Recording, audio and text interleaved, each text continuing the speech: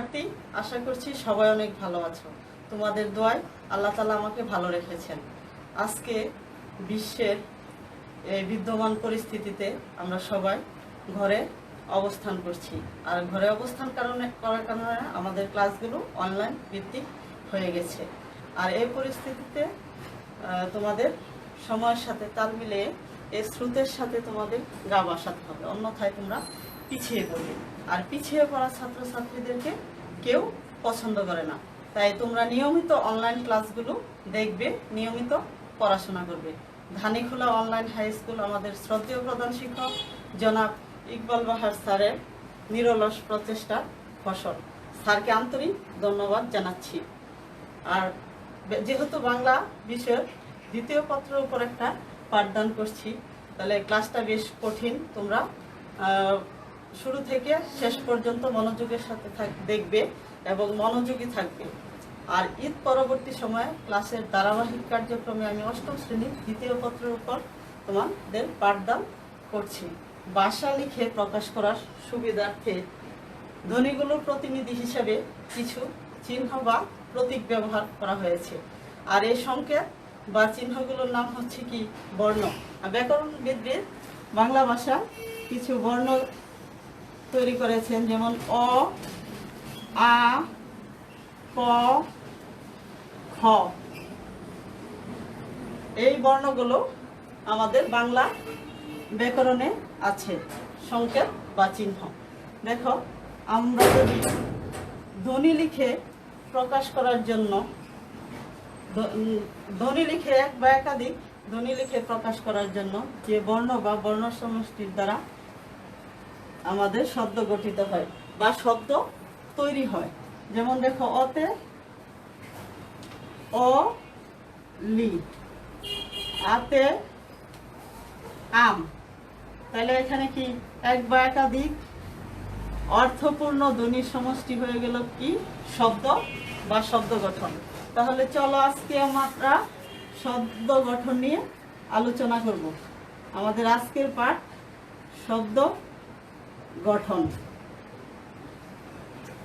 আমাদের আজকের পাঠ শব্দ গঠন।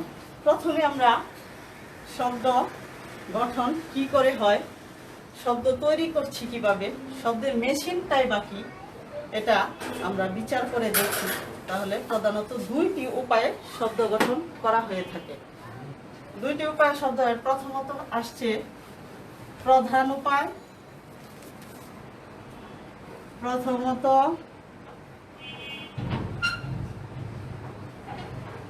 প্রধান উপায়, আর দ্বিতীয়ত আসছে অপ্রধান উপায়।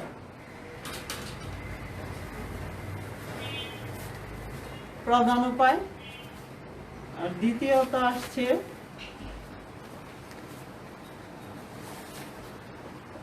অপ্রধান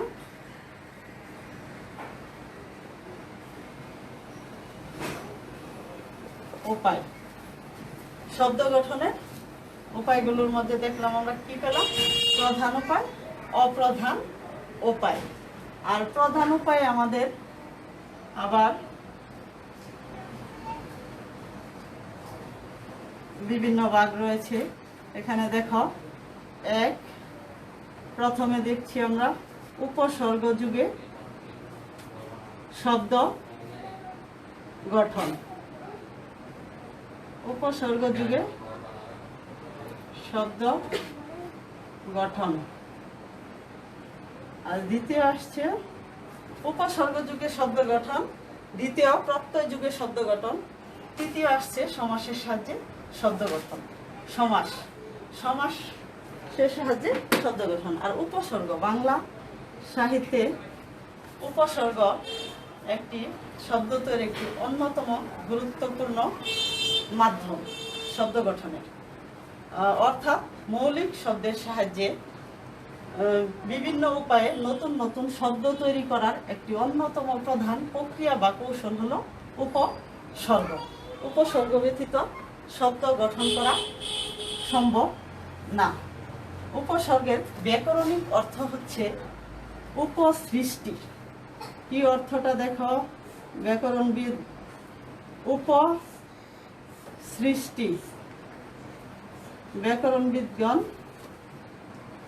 ব্যাকরণবিদগণের মতে এর অর্থ হচ্ছে উপসৃষ্টি। এটা যদি আমরা একটু ভাঙি তাহলে দেখো, উপ যোগ সৃজ যোগ অ, কিভাবে উপসৃষ্টিটা হলো। সৃজটা হচ্ছে এখানে ধাতু, আর অটা হয়েছে প্রত্যয়, আর সৃজ যোগ অ সমান সমান হয় আবার সৃষ্টি। তাহলে দেখো, উপযোগ সৃষ্টি, সৃযোগ অ সমান সমান কি হলো? সৃষ্টি। তাহলে আমাদের ব্যাকরণিক অর্থটা দাঁড়ালো উপসৃষ্টি।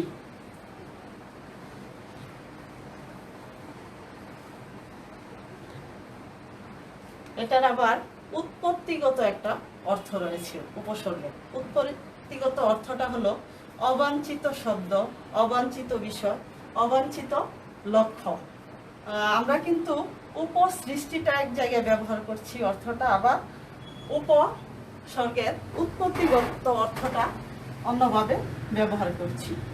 দেখো, অবাঞ্ছিত, বর্তমান সাম্প্রতিককালে আমাদের যে পরিস্থিতিটা আছে, ময়মনসিংহে করোনার উপসর্গে 2 জন পুলিশ সদস্যের মৃত্যু, এই কথাটা এখন খুব বেশি ব্যবহৃত হচ্ছে। আবার বলা হয়েছে যে একই পরিবারের 7 জন সদস্যের মাঝে করোনার উপসর্গ দেখা দিয়েছে। এটা যখন আমরা উৎপত্তিগত অর্থটা ব্যবহার হচ্ছে, উৎপত্তিগত অর্থটা। আর দেখো, এখানে উপসৃষ্টিটা এটা হচ্ছে ব্যাকরণিক অর্থ।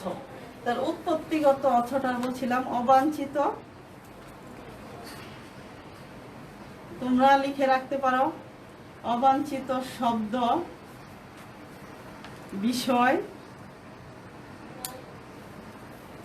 বা অবাঞ্ছিত লক্ষ্য। উপসর্গের উৎপত্তিগত অর্থ আর ব্যাকরণিক অর্থ। বাংলা ভাষায় প্রায় 1.5 লক্ষাধিক শব্দ রয়েছে। এটাকে যদি ধরো তোমরা একটা শব্দ ভান্ডার, তাহলে এখানে মৌলিক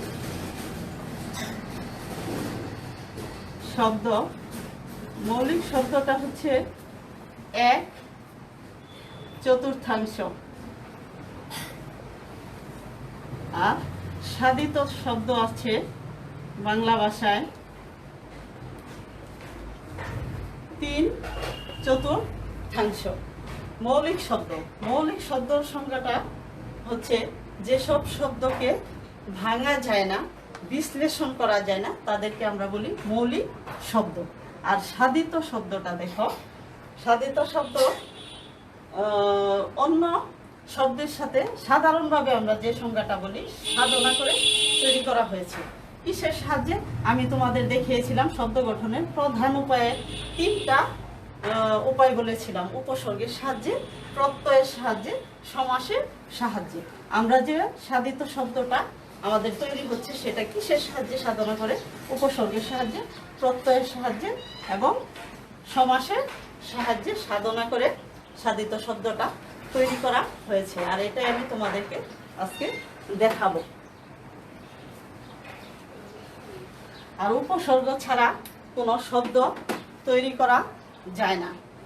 রবীন্দ্রনাথ ঠাকুর উপসর্গকে মাছের পাখনার সাথে তুলনা করেছেন। মাছ যেমন পাখনার সাহায্যে উপরে, নিচে, ডানে, বামে বিভিন্নভাবে বিচরণ করে, আর উপসর্গের সাহায্যে আমাদের বিভিন্ন শব্দ তৈরি হয়ে থাকে। বলতে পারো তোমরা এটা অনেকটা অক্সিজেনের মতো, নিজে জ্বলে না কিন্তু অপরকে জ্বলতে সাহায্য করে উপসর্গ। আর আমি তোমাদেরকে ধাতুর সাহায্যে যে উপসর্গ, এটা একটা কৌশল দেখাচ্ছি। মনে করো এখানে একটা হার, একটা ধাতু।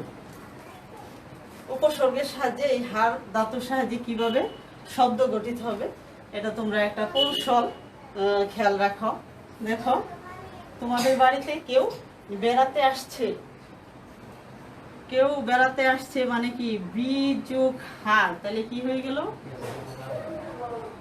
বি হার, উপসর্গ যুগে একটা শব্দ তৈরি হয়ে গেল। তাহলে যেহেতু সে মেহমান আসছে, বিহার মানে কি ভ্রমণ করতে আসছে, বেড়াতে আসছে, তাহলে তাকে তোমাদের কি করতে হবে? একটু আহার করতে দিতেই হবে। আজু হার, তাহলে কি হলো? আহার সমান হয়ে গেল আহার। ওরা দেখো, যেহেতু কিছুদিন থাকছে, তাহলে তাকে কিছু দেওয়া লাগে না, একটু উপহার দিলে তাহলে হয়ে গেল উপহার। দেখো, উপহার হয়ে গেল। এখন সে আর যাচ্ছে না, এটা তোমাদের কৌশল মনে রাখার জন্য। এখন প্র যদি যোগ করো তাহলে হয়ে যায় কি? প্রহার। এখন যেহেতু সে যাচ্ছে না, তাহলে একটু প্রটা যোগ করলে হয়ে যায় কি? প্রহার। তাকে একটু প্রহার দিয়ে দিলাম। তারপর সে চিৎকার চেঁচামেচি করে বলল, আমাকে মারছেন কেন? পরিহার করো। চিৎকার চেঁচামেচি করে বলল পরিহার, পরিযোগ হার।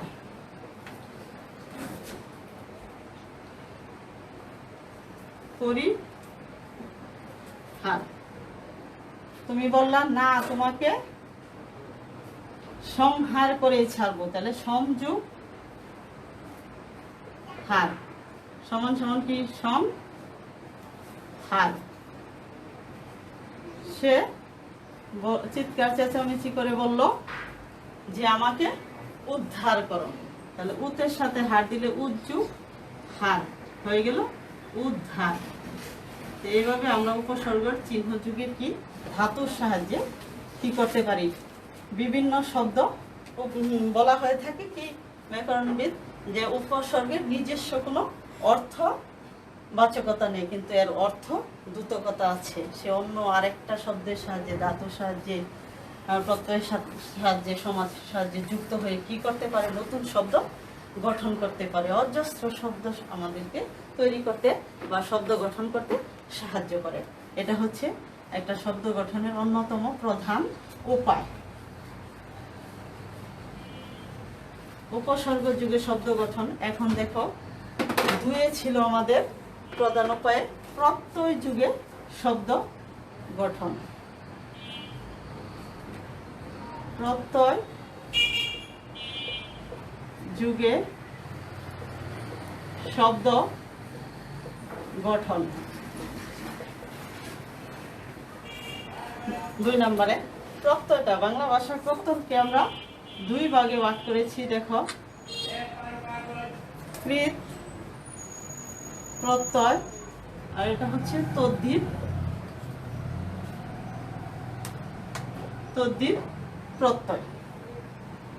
দেখো, কর যোগ আ সমান সমান কি হলো? করা। দেখো, করটা হচ্ছে এখানে একটা ধাতু, আর আটা হচ্ছে একটা প্রত্যয়।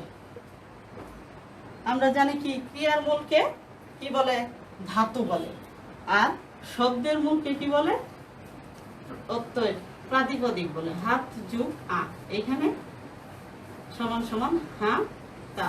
দেখো, হাতাটা হচ্ছে কি?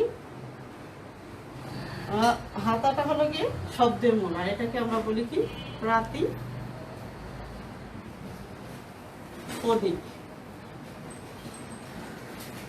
ক্রিয়ার মূলকে ধাতু। আর দেখো, ধাতুটা চেনার উপায় হয়েছে, বাংলায় হয়েছে ঘটমান বর্তমান পর, পরের সাথে যদি তেসি, পরের সাথে তেসি ঘটমান বর্তমানের চিহ্ন। আর ইংলিশে হয়েছে গিয়ে প্রেজেন্ট কন্টিনিউয়াস টেন্স, পড়তেছি করতেছি যোগ করো, তাহলে তেসি যোগ করলে হয়ে যাবে কি? Present continuous tense. আর বাংলায় হলো এই যে তেসি ছাড়া করটা, দেখো এটা হলো কি? ধাতু। ধাতু চেনার উপায়। পরে দেখো, তোমাদের এই কর, কর যুগ আ, করাটা, এটাকে আমরা কোন পদ বলবো? যে বিশেষ্য পদ। কিন্তু স্বাভাবিকভাবে তোমরা কি বলে থাকো যে সেটা হচ্ছে ক্রিয়াপদ, কিন্তু আসলে এটা ক্রিয়াপদ হবে না। কারণ কর যুগ আ, এটার সাথে কি যুক্ত হয়েছে আমরা দেখিয়েছি, ধাতুর সাথে প্রত্যয় যুক্ত হয়েছে। কিন্তু তোমাদের যদি সেটা বিভক্তি যুক্ত হবে ক্রিয়াপদ হতে হলে, ইংলিশে এটাকে আবারই বলে, করাকে বলে ভার্বাল।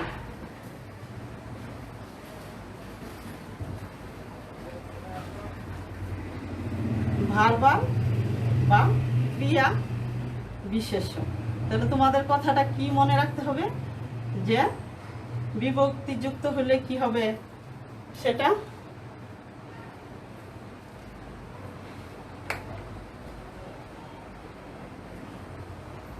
হাত যুগ আ, হাতা। দেখো এটা শব্দের মূলকে কি বলি, প্রাতিপদিক। দেখো ভার্বাল, তাহলে এটা কি হচ্ছে, ক্রিয়া বিশেষ্য।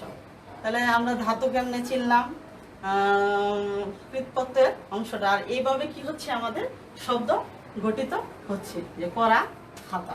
তাহলে আমরা শব্দ গঠন কিভাবে করতে পারি, প্রত্যয়ের সাথে যুক্ত করে শব্দ গঠন করতে পারি। তৃতীয়ত দেখো আছে সমাসের সাহায্যে শব্দ গঠন। 3 নাম্বার উপায়টা হচ্ছে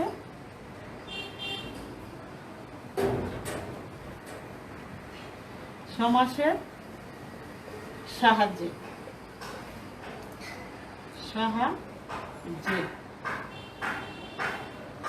সমাসের সাহায্যে দুই বা সমাস কাকে বলে, এখন আমরা দেখি।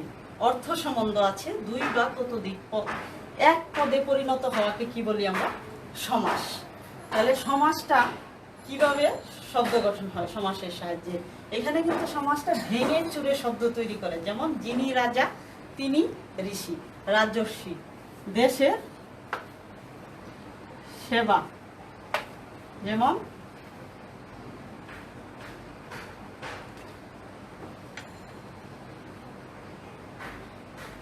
দেশের সেবা, দেশ সেবা, বই ও পুস্তক, বই পুস্তক। এইভাবে সমাজের সাহায্যে কি হচ্ছে, আমাদের শব্দ তৈরি হচ্ছে। শব্দ গঠনের একটি অন্যতম প্রধান উপায়ের মধ্যে ছিল উপসর্গ যুগের শব্দ গঠন, প্রত্যয় যুগের শব্দ গঠন এবং সমাসের সাহায্যে শব্দ গঠন। এখন দ্বিতীয়ত ছিল আমাদের অপ্রধান উপায়।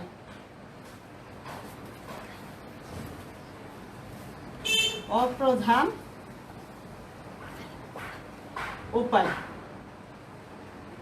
অপ্রধান উপায়ে দেখো কি আছে আমাদের। অপ্রধান উপায়ে দেখো কি আছে,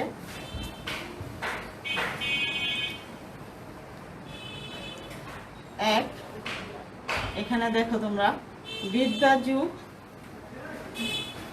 আলয় সমান সমান বিদ্যালয়।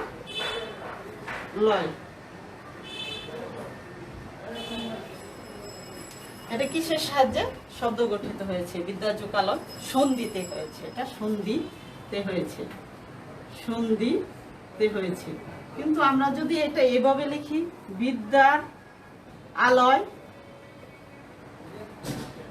বিদ্যার আলয়, আবার কি আমাদের শব্দ গঠনটা হয়ে যাবে সমান কি বিদ্যালয় হয়ে যাবে না? এখানে কিন্তু আবার সমাস এসে গেছে। তাহলে দেখো এখানে সমাস সন্ধিতে না হয়ে কি সমাস, তাহলে শব্দ গঠনের অপ্রধান উপায় এখানে কেন বলা হয়েছে? এটা প্রধান উপায় না, কারণ এখানে সমাসও এসে গেছে আবার সন্ধির সাহায্যে। তাই এটা একটা মুখ্য উপায় না, এটা একটা গৌণ উপায়, যে বিদ্যা আলয়, এটা হয়ে গেছে সমাসের সাহায্যে। এখন দুই দেখো বিভক্তি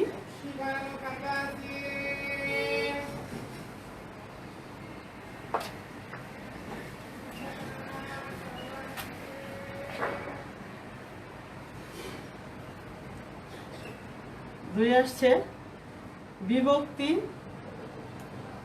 যুগে শব্দ গঠন। যেমন দেখো, টাকা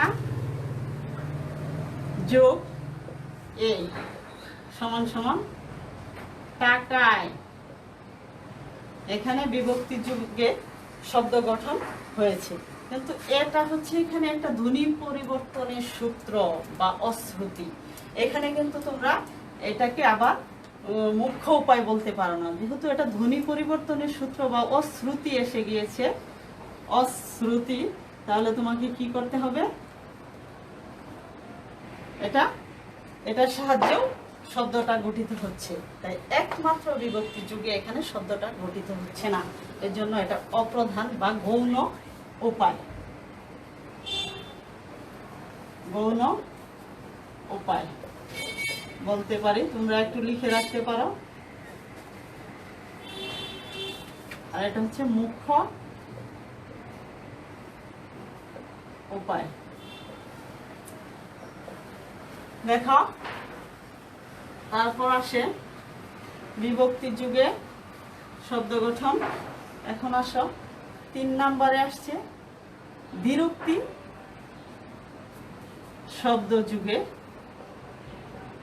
দ্বিরুক্তি শব্দ যুগে আমাদের এটাও কিন্তু একটা অপ্রধান উপায়। যেমন রোজ রোজ তুমি এই কাজ করছো কেন? এখন যদি এটা দ্বিরুক্তি, 2 বার দ্বিরুক্ত হয়েছে শব্দটা, এখন যদি এটা সমান সমান কি বিবসা অর্থে তোমরা সমাস তৈরি করে ফেলতে পারো। দেখো, হর রোজ কি অর্থে? বিবসা অর্থে। তাহলে দেখো দ্বিরুক্ত, তখন এটা যেহেতু 2টা আইসা গেল, এখানে আমাদের দ্বিরুক্ত শব্দ যুগের কারণটাও হচ্ছে দ্বিতীয়ত বা অপ্রধান উপায়টা হচ্ছে এটা গৌণ উপায়, শব্দ তৈরির মুখ্য উপায় নয়।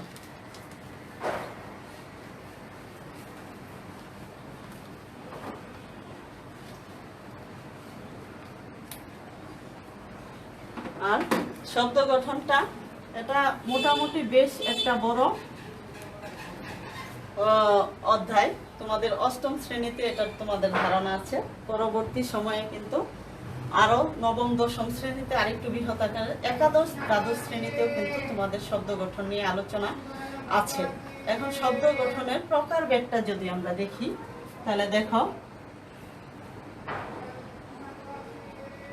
আসে শব্দ গঠনের প্রকারভেদটা আসতেছে ধনাত্মক শব্দ 1, অনুকার শব্দ 2, 3 শব্দ দ্বৈত।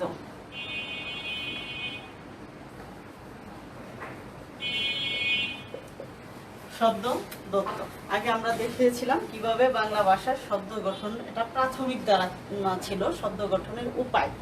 এখন তোমাদের প্রকারভেদে আমি দেখাচ্ছি 3 রকমের আসছে, ধনাত্মক শব্দ, অনুকার শব্দ এবং শব্দ দ্বৈত। এখন আমরা ধনাত্মক শব্দকে আবার 4টা ভাগে ভাগ করতে পারি। মানুষের ধ্বনির অনুকৃতি,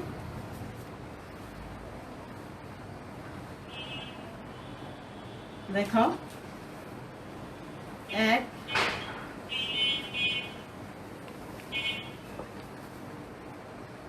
মানুষের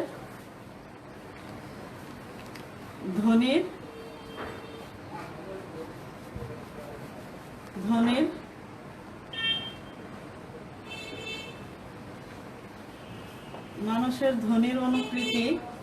2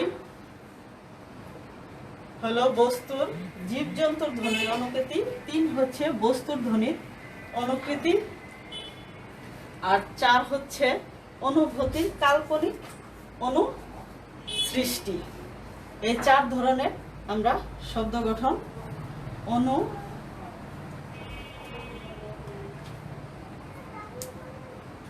অনুকৃতি 1। 2 আসছে জীব জন্তুর ধ্বনির অনুকৃতি।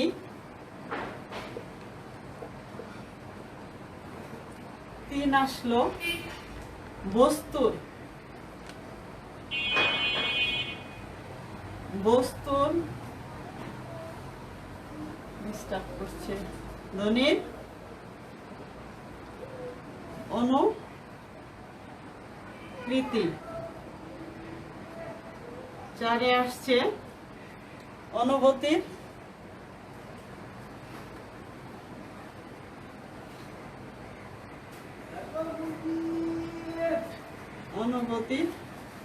কাল্পনিক অনুকৃতি।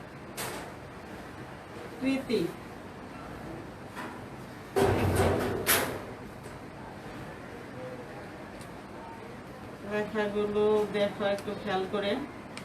আর তোমরা মেন বইটার সাথে নিয়ে যদি ক্লাসটা দেখে থাকো তাহলে হয়তো অষ্টম শ্রেণীর অনেকটা মানুষের ধ্বনির অনুকৃতি, জীবজন্তুর ধ্বনির অনুকৃতি, বস্তুর ধ্বনির অনুকৃতি এবং অনুভূতির কাল্পনিক অনুকৃতি।